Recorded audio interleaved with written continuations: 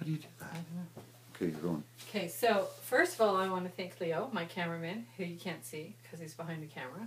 Maybe we'll get a picture of him after. But I'm just doing a little presentation here that's a response to a conversation I had today with Jack and Jackie and Cathy. And I believe that's going to be uploaded later for anybody that's interested in looking at it. But all these ideas have been mulling around in my head all day, and I was trying to figure out how they all fit together. And these are all questions, queries, comments made in that conversation earlier today. And I also want to say that I'm really, really glad Cathy was part of that conversation today, because if she had been missing, there would have been a big gap, and I'll explain that in a minute.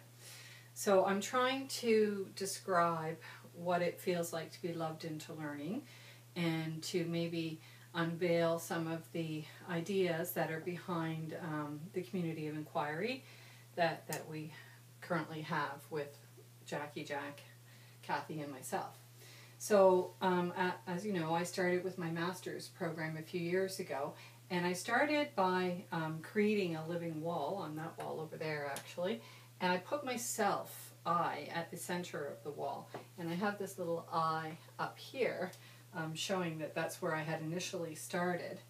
And I just want to show you a picture of that wall, if I can.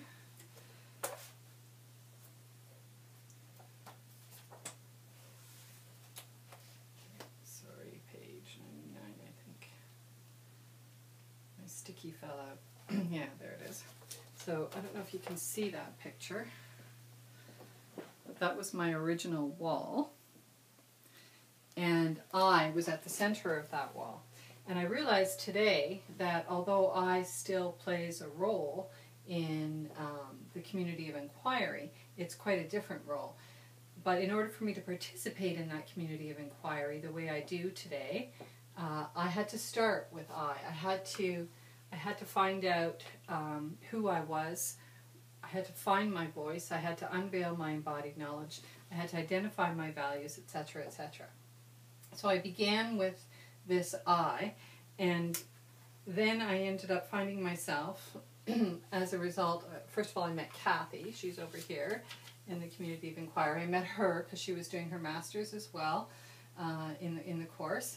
And then shortly thereafter, we met Jackie, who was our instructor for 2 different courses.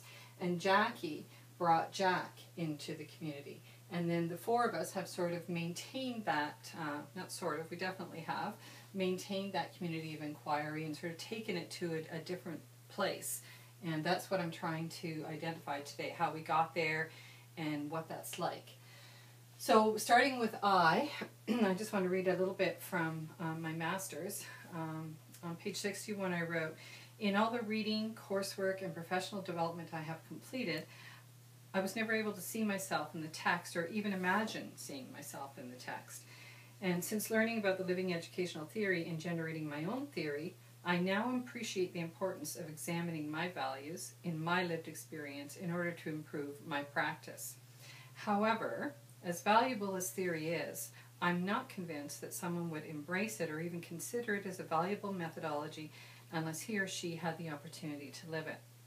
I was fortunate in that I had it modeled for me by Jackie Delong, and I was in the perfect space to begin a transformative journey.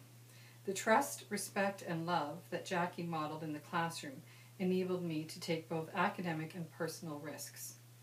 It became quite apparent to me that I was being loved into learning." So from that feeling of being loved into learning, from being able to identify that the living educational theory was a safe space to investigate my inquiries, I was able to move forward. I was able to understand myself better, and love myself better, trust myself, etc.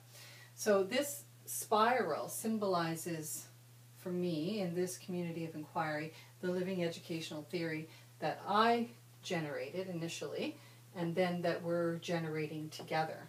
And earlier today, Jack mentioned something about a biochemical reaction in fear, and something that creates boundaries for people. And I thought about that, and I thought, yeah, certainly that's one of the things that I had identified initially.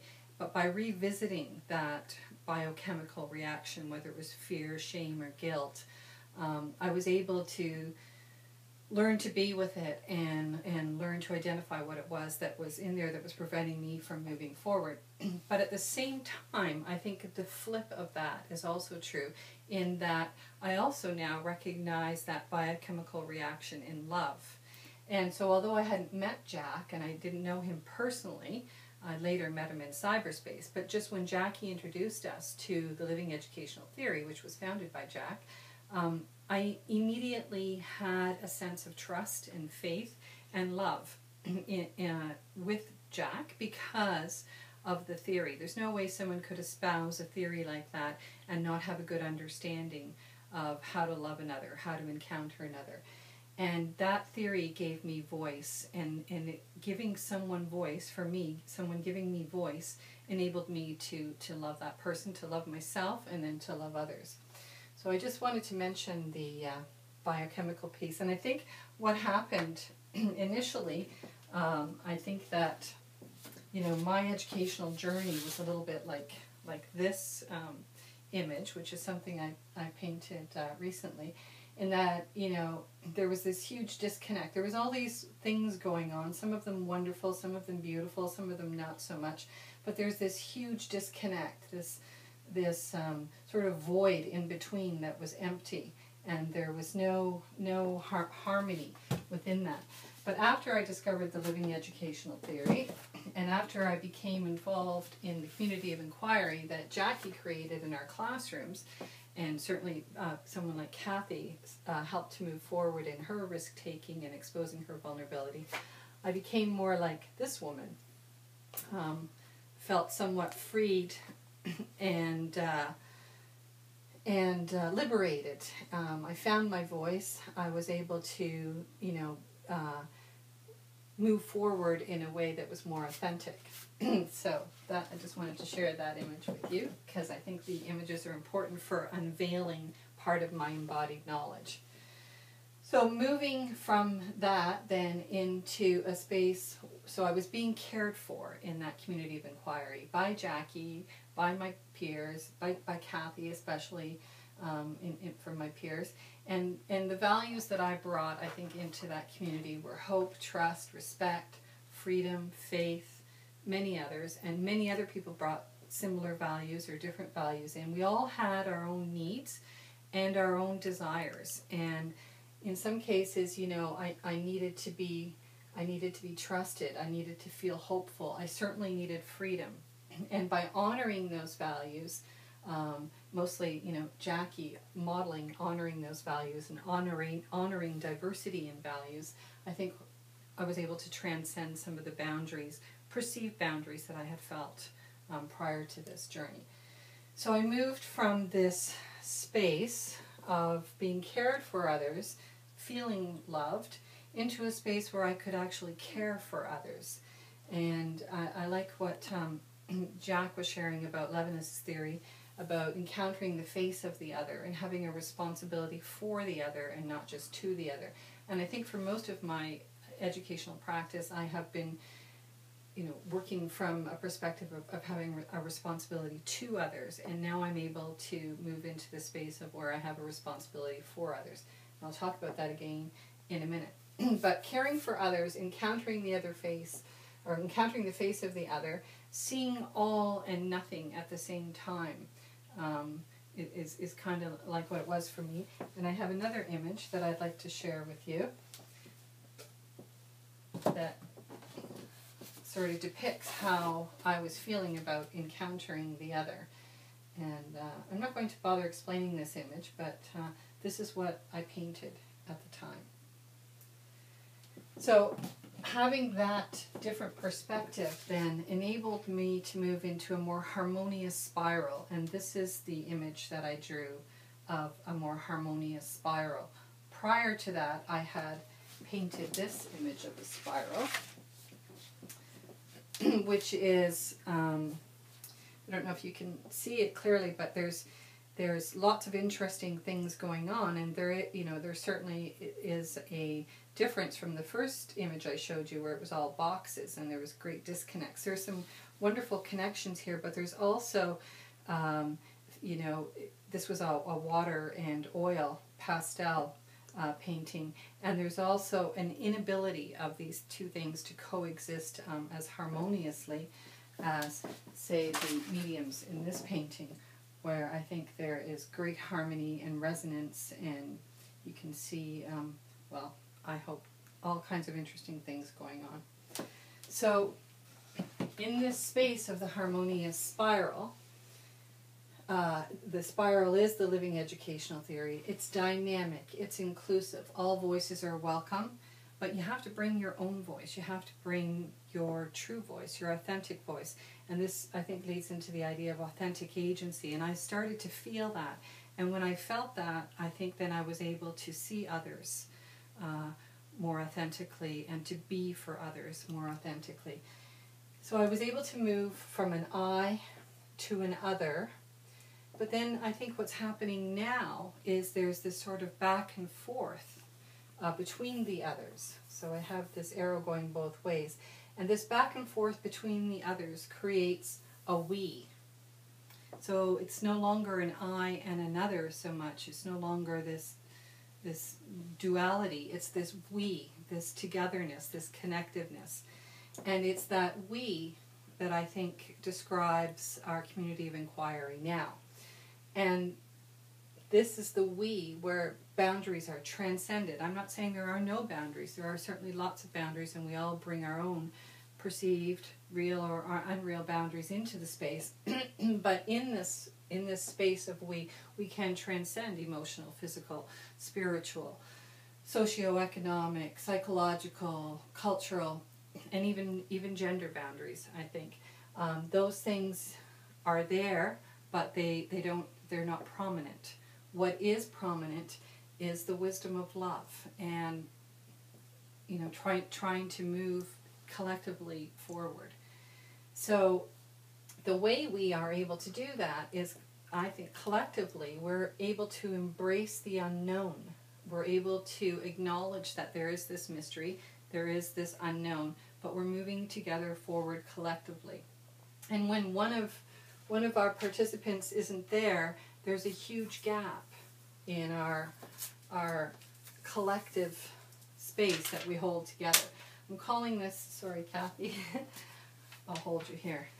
I'm calling this the space in between. And notice I have the bleak stroke there, in between. It's that space that's really important, and that's the space here in the spiral. Yes, we need this harmonious spiral. We all come into it from different points. There's different entry points, and that's why it's inclusive. And it's dynamic because it changes from I to other to we. But once we all come in here and we hold this space together, that's the space that becomes, I think, a community of inquiry where you can be loved into learning and you can love others into learning. And this, I think, is the responsibility that we hold. And this is where the shift is occurring, I think. We're moving from a responsibility to others to a responsibility for others. And I believe that this is a gift, and it's a gift to ourselves and to others. And so I just want to read a little bit about that. Now this was, a couple of years ago I wrote this, and it's interesting how it's somewhat still relevant today. So when we realize the potential we have to affect each other in a community of inquiry, then we truly recognize the responsibility that rests with us. In order to cultivate the soul and provide an environment conducive to reconnecting with self, others, nature, we have to allow our soul to resonate so that others, our peers and students, those who have lived a shorter time than us or a different time than us, can benefit from our lived and shared experiences. Simply by being in the presence of a caring and honest person who has created an atmosphere of trust and love, where silence is honored and intuition respected, learning can unfold.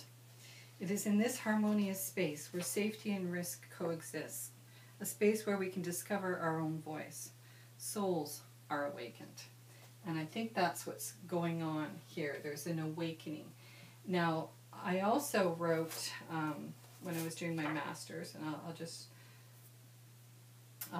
well, no, I won't bother reading that to you, but when I was writing this, I was having a difficult time trying to explain what the living educational theory was for me, and how I understood it. I knew how to live it, but I didn't know how to explain it. And I got better at it, obviously, as I worked through it. But I think this community of inquiry, this wisdom of love, community inquiry, loved into learning, is a little bit like that. So like the living educational theory, this space needs to be experienced, to be appreciated, and to be understood. And even then, it can remain elusive.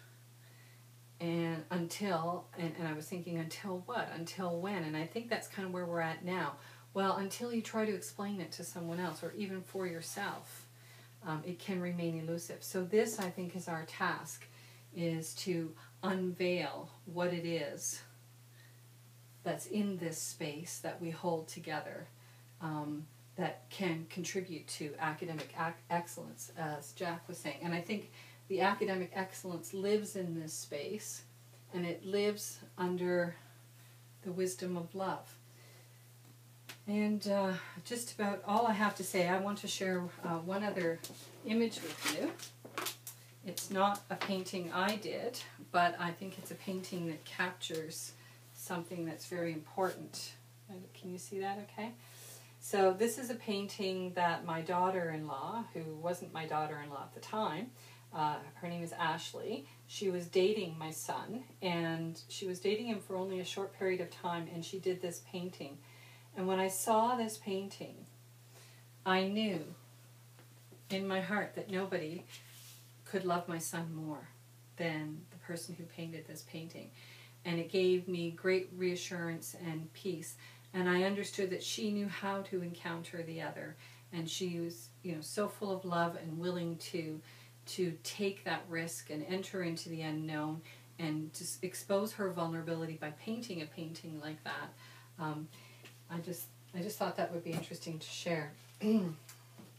Because there are many ways, I think, to unveil this academic excellence, whether it's through images, through words, through conversations, through dialogue. I think many things have contributed to this space, not simply the living educational theory or our community of inquiry, but there are many wonderful things, exciting, controversial things going on outside of us right now, and together we're sort of bringing in these bits and pieces to create this space where we can have this shift of moving from our responsibility to others to a responsibility for others. And that, I think, is what's going to help solve the problems that plague our world today, and certainly contribute to the big shift that we need to happen in education in order to move forward. So the very last thing I have is a little task for Jackie, and Cathy. It's a little quiz, one that you're familiar with. And I would just ask you to try to think of one word to explain the process or the presentation that you just saw. And A, elegant, B, clarity, C, beautiful, or D, other.